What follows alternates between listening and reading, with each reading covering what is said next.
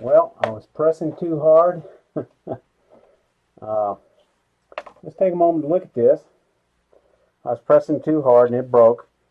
You know, I love wood turning, and sometimes everything goes exactly right.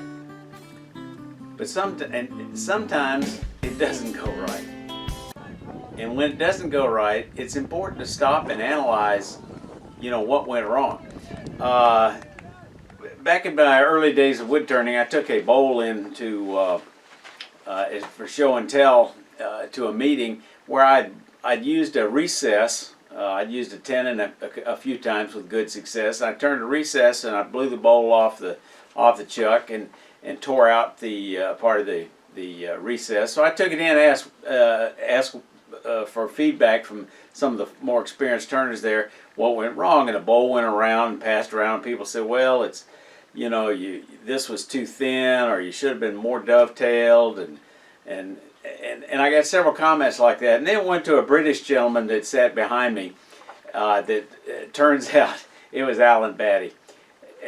And he turned the bowl over and looked on the inside, and he said, well, here's your problem. You got a tremendous catch, and no tenon or no recess would have survived that catch. So you got to identify what the root cause is.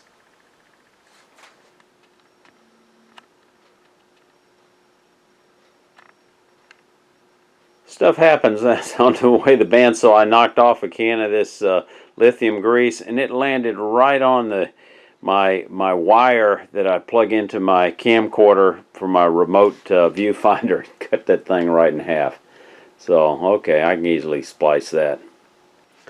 I've got this hanging up the wall, but this just rolls over top of the knob. Battery's probably dead, but it just bumps over that knob. Needs a little adjustment, and turns it on and turns it off.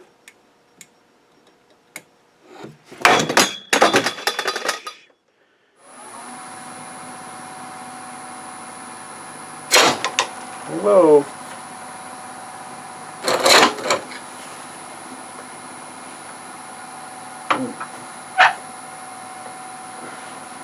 It'd help if I clamp down the tool rest.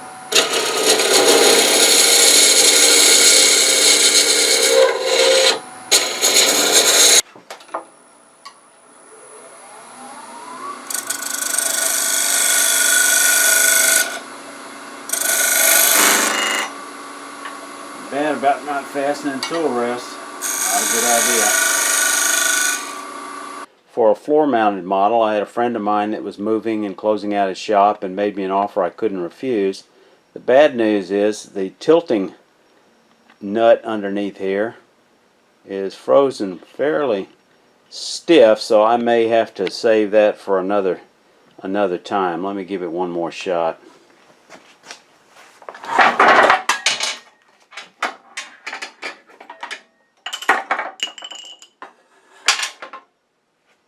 Again, Murphy's Law.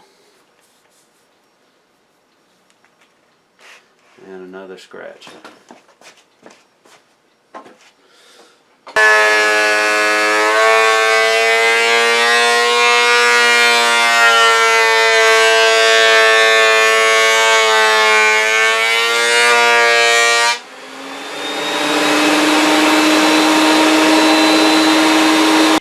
I did such a nice job mounting the hinges on here. Unfortunately, I mounted the hinges on the top when they should have been on the bottom.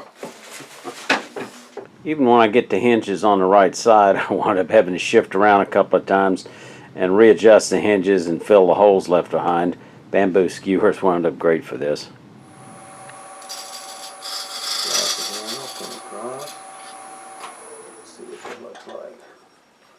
Okay, those look nice. I think I'm going to leave those as they are. And we're going to use a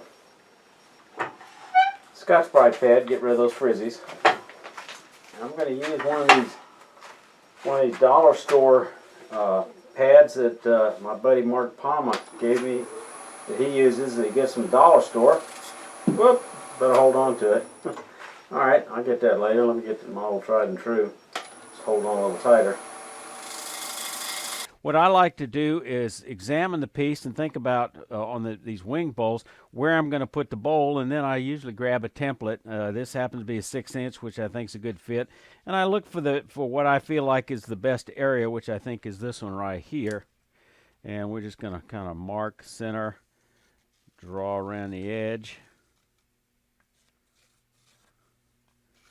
And we're going to start off chucking this thing with a woodworm screw. We're going to handle that by just squaring this up and drilling down into it. I like to do this on a drill press, but doing it by hand can also work. Using a 5/16 inch. Drill about 3/4 of an inch deep, no deeper. I've got a whole video on how to use a woodworm screw. I find it very effective for certain types of turning, such as starting off on the bowl. If you're interested in that, I'll have a link to that at the end of the video. So we're going to just put this on here. I'm using, by the way, I'm using the largest chuck I have. It gives you a larger surface, and it's that large surface that tends to give that secure hold, not necessarily how many threads you got or how deep this hole is. We just thread it on.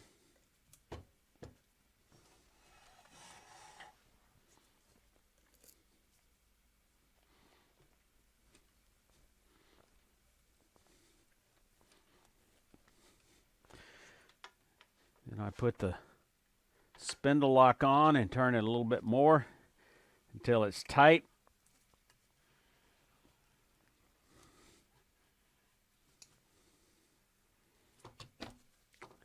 And it's come loose. The screw has a base that fits against the underside of the jaws to prevent them from being pulled from the chuck.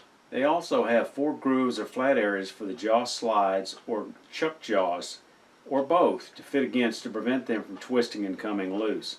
Some, like the one that came with my Supernova 2, has a channel that the jaws close around. The woodworm screw on my Titan chuck looks considerably bigger, but it actually has exactly the same threads. It looks longer, but only because the jaws are much deeper. Otherwise, you wind up with essentially the same 3/4 of an inch protruding beyond the jaws. So let me show you how to install that. First, make sure the flat areas are oriented toward the chuck glides. Okay, in order to true this up, I've got to mount the opening toward the headstock. There's a couple of ways I could do that. I could use this large cone that I already have. It's got a threaded rod on it that fits the little more stubby taper that goes on my Nova Live system. But I'd be concerned about possibly that not having enough friction there to hold this to really drive it. So I'm going to show you how I make a different one. Alright, now since I made this driver, that urn has shrunk a little bit, and this will no longer fit in that opening. So I've got to take it down just a bit. I'm going to bring up tailstock support and then just take this down just a little bit. So I'm simply going to use this 1/4 inch parting tool and just take down just a little bit here.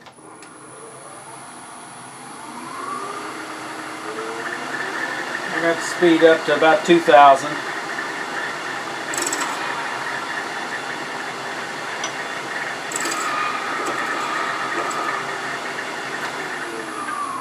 Let's see what's spinning here. Oh. Duh. Okay. I put this live center in there. I don't know what I was thinking. Obviously that live center is spinning. What I meant to do was just use this stubby Morse taper. This is a great little tip if you got one of these centers and you need a strong knockout bar. Using this little piece left over from removing a plumbing fixture in the bathroom. It's brass and it works out out real well, real strong.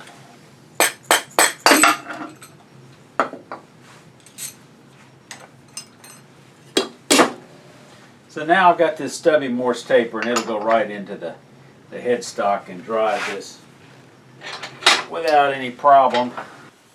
Okay, very nice. Now, we may have a hard time popping this off.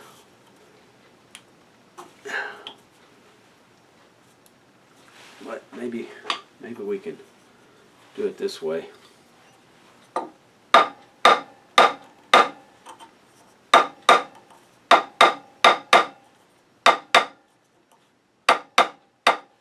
No, I'm gonna have to get a knife in there, I think. It'll just, there we go. That's only wood. Okay, remember we're hollowing a cone, so it's getting, I'm hollowing to kind of a point in the middle. Whoa, got that wing caught in there. Still got a little more to go. Haven't got to the bottom of that drill hole yet. I'm going to use a skew on its side to get a little cleaner cut.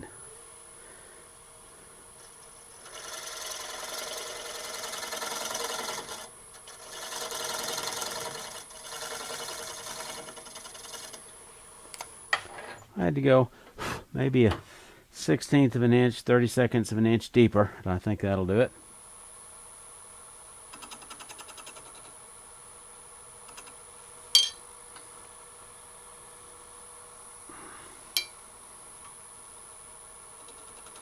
Light cuts.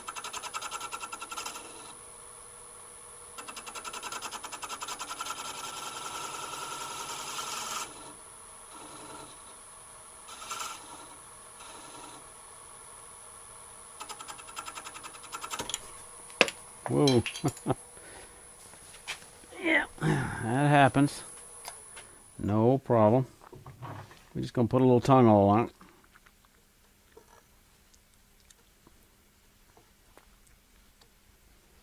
Stiffen those fibers, raise them up just a little bit.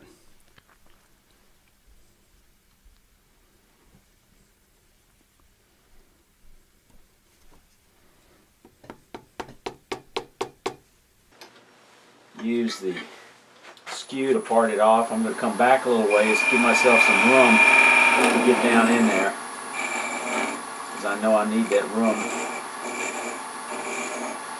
And then just ease it down. I can hear it getting close to that hole. Back here just a little bit more on the other side.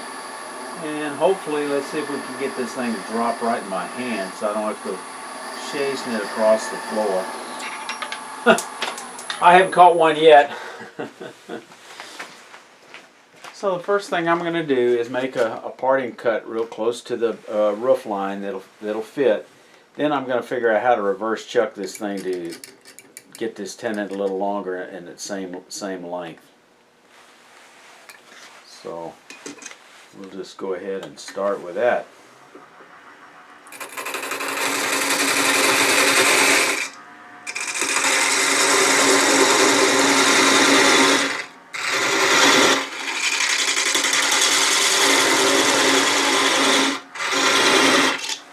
All right, let's test it.